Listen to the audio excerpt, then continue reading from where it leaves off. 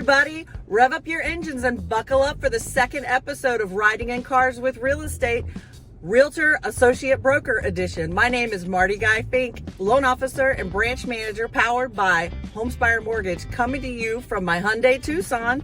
Today we're shifting gears to chat with a realtor broker extraordinaire, a true top producer hailing from surprising Suffolk.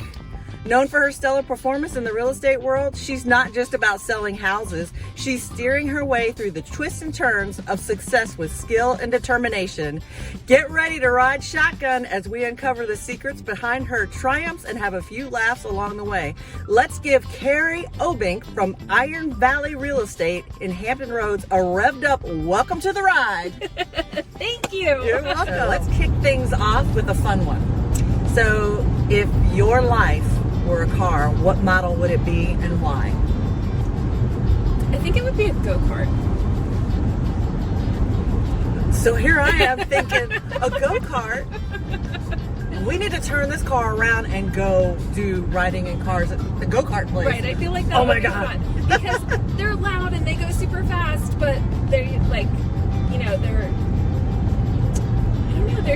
fun. They're fun. I'm a fun person. I like to have fun. And you don't have control of the thing the whole time. And who has control in real estate? Like, let's be honest. Who's got control when it comes to anything in real estate? Right. None of us do. Nope. It's like a, I don't know how to say it, but it's like a organized chaos a lot of times. No, it really is. Yeah. And we have to take the steering wheel sometimes, and we got to sometimes try and make it go the way we want to, I guess. Yeah, so, I mean, go-kart, or, no, I'm going to stick with go-kart, because I was going to say maybe even like a bumper car. Yeah. You know, just like crashing in and keeping things in. It's a bumpy road. Yeah. But, or a slick track. When I posted my first video, I was really glad that you said that this sounded fun to do. Yeah. I wanted to bring you on because the one thing I like about you is that you keep real estate and your family together but separate, because you're family oriented and you're real estate oriented, and it looks amazing. And you have 5 kids. 5 kids. Right. 5 kids. And what does that mash up? How many? So the baby is about to be 2 and the oldest is about to be 11. So got 2 to 11. The oldest is a girl, the others are boys. So 4 boys. 4 boys. And 1 girl. 1 girl. Destruction Central. To put it mildly, yes. That's a lot of laundry. It's a lot of laundry. As a successful realtor and family-oriented mom, how do you prioritize your time between work and personal life? Yeah, so that's a hard one, and a lot of people always want to know, and it kind of goes back to that analogy where you have the balls that you're juggling, and some of those balls are glass, so you don't want to drop them, but some of them are rubber and you're able to drop them and they'll bounce back and come back to you later. So for me, I want to make sure that I'm prioritizing those glass balls, which is continuing to manage relationships. You know, I have a very solid foundation with my husband and my kids, and if it comes to, you know, choosing between hanging out with the family or maybe going out with a friend, I'm going to decide which of those balls I'm able to drop, because my time is very limited and it's very valuable to me. I love that. That's the first time I've heard of it. It's a really good one. Yeah. I can't believe I've never heard it. They're all the self-help things that we listen to. It was one of those like viral Facebook posts, and it resonated with me. But we also try and make time when I'm working. So if we live in Suffolk, Virginia Beach is an hour drive. If I have one showing in Virginia Beach, we might all go together and then go do something in Virginia Beach. Or if I'm just doing virtual tours for someone, I'm not physically meeting a client, we'll drive around together, and then we're spending the day together, and I'm still getting the work done that I need to get done. Yes. And in case y'all haven't noticed, if you're from Hampton Roads, you know we are going through the downtown tunnel, and you can hear the big rig. Now we're out of the tunnel. So This is what riding in cars is. We're going to actually drop some keys off. We're going to run an errand at the same time too. So hey, we're working. Back to the personal side again. What's your favorite way to unwind after a busy day of showings and client meetings? So I really love to binge watch shows. Yep. So, once the kids are in bed and everything, I love to just, Steve and I will pick a show and we will just watch it all the way through, unless we get super bored and it's just terrible. But really enjoy that. I also have picked up a bunch of hobbies recently, like baking my sourdough. I really enjoy that. I find it therapeutic. I can smell your pictures on Facebook. And they taste so good. I also enjoy knitting, and I love to read. I saw that. So, what are you binge watching currently? We are rewatching Lost. Oh, I've only seen a few episodes of that. Yeah, so we watched that one when we lived in Alaska. So and you're years ago. You're reminiscing. Yeah. Oh, I love it. What is your favorite streaming service that you use the most? Ooh, that's a tough one. I would have to say HBO Max, because they have Friends. And Friends is one that I can just watch all the time. Yeah. So we just finished, are you a sci-fi fan? Oh, I'm a sci-fi fan. So we're watching Three Body Problem right now. Okay. It's actually really, really good. I was surprised at how good it was. But that's a good way to unwind. Right. Let's get into some goal setting time. We're back in the tunnel again. We're coming to you live from downtown Norfolk under the water. It's goal setting time. What's one professional goal and one personal goal you're currently working towards?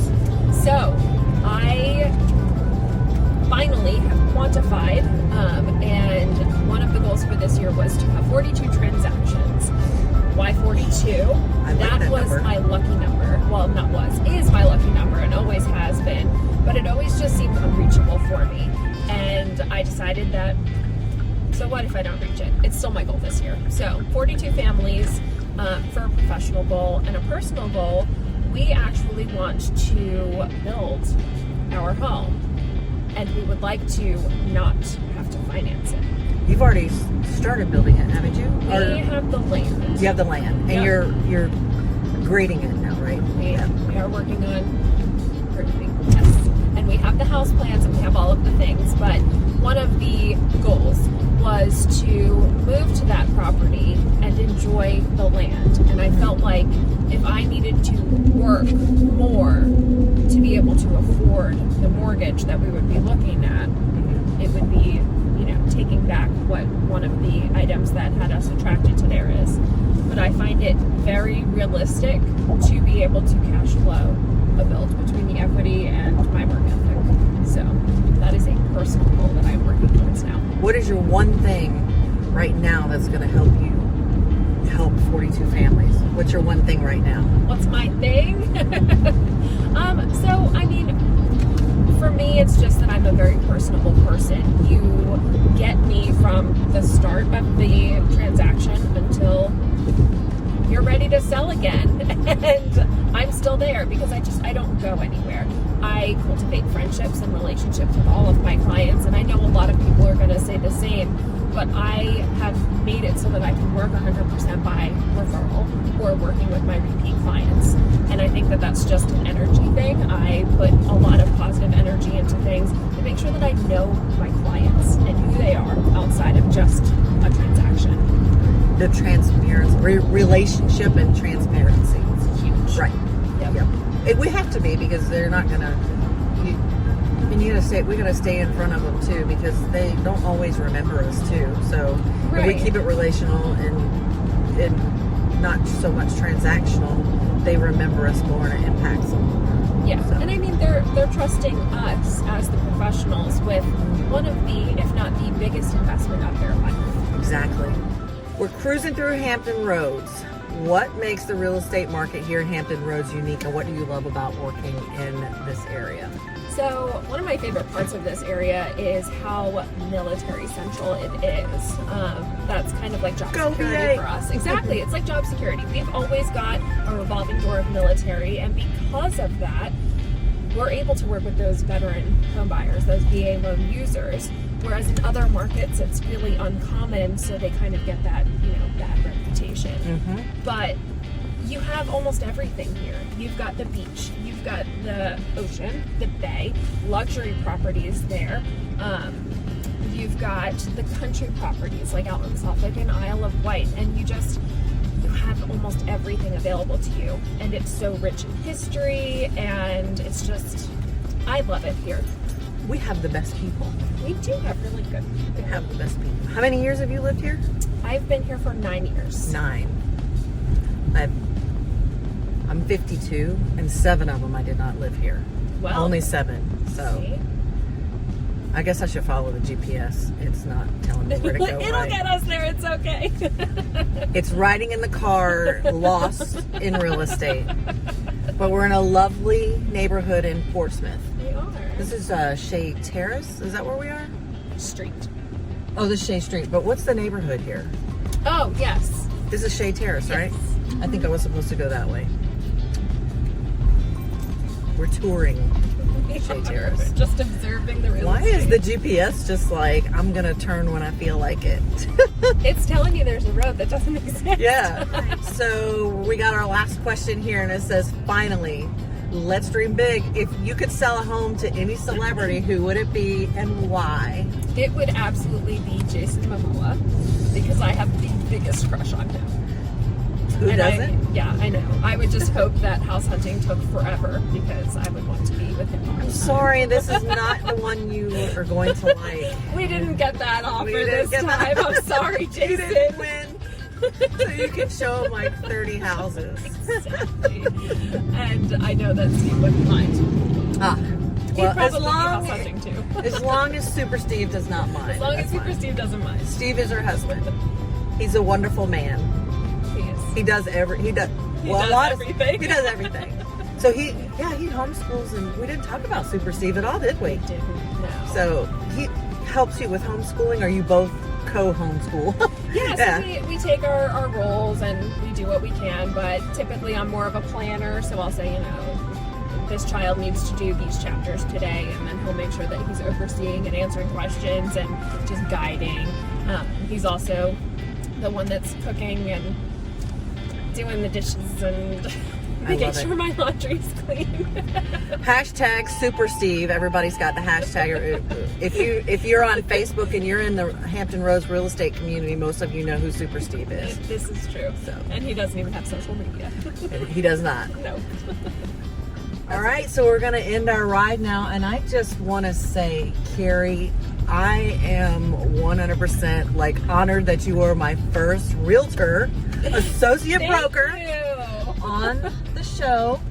That's Kerrie Obbink with Iron Valley Real Estate. She's here in Hampton Roads. She can help you find a house. She can help you sell a house. She can help you do all the things real estate and land. That's right. And land. She can do it all. She can do all things real estate here, except for the money part. That's where I come in. So that's me. So, but I am honored, and I am very glad that you are my first realtor on our Riding in Cars with Real Estate. I'm signing off now. Thanks for joining.